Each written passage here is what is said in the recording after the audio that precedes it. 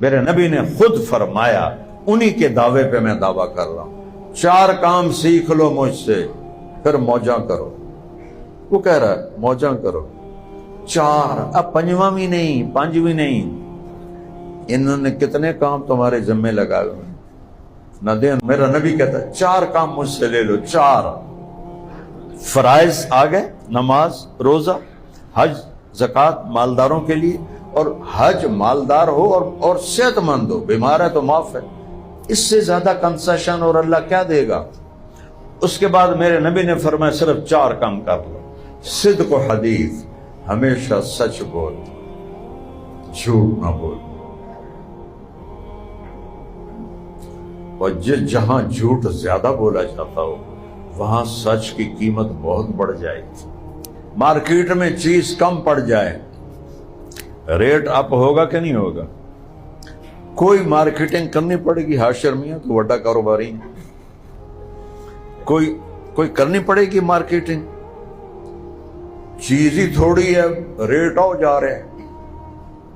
اور اگر زیادہ ہو تو پھر مارکیٹنگ مینیجر دوڑ دے پھر دے اندر بستے چاہ کے۔ پاکستان میں سچ ہے کوئی نہیں، تم سچ بولو عرشوں سے جا لگو۔ سچ کی قیمت دینی پڑے گی،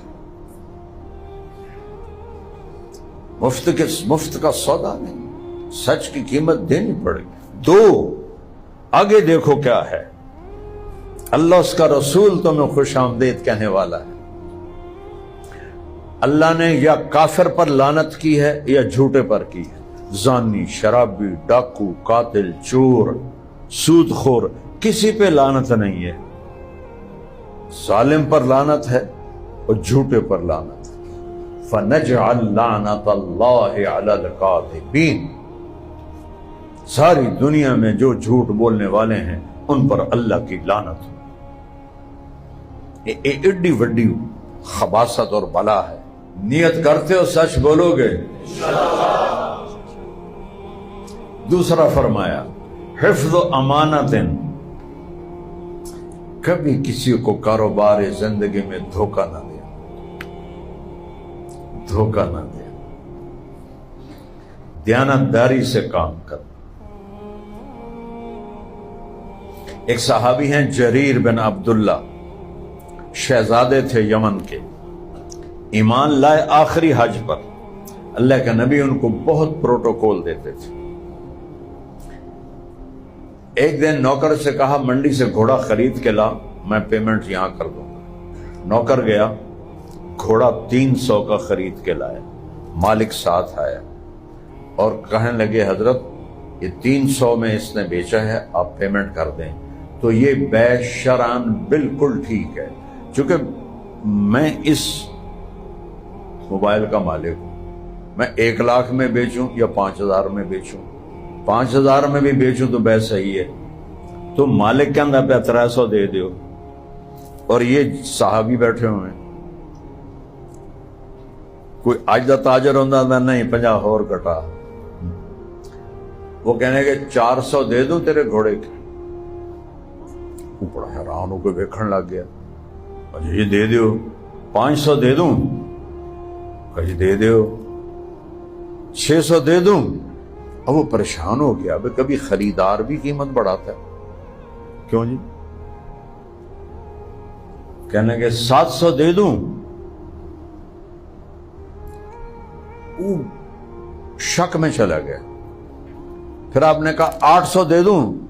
ذکر سائیں میں تو 300 تے بھی راضی ہوں، پتہ نہیں ہے 500 تو اسی کیوں بتایا۔ آپ نے نوکر سے کہا اس کو 800 دے دے اور گھوڑا باندھ دے۔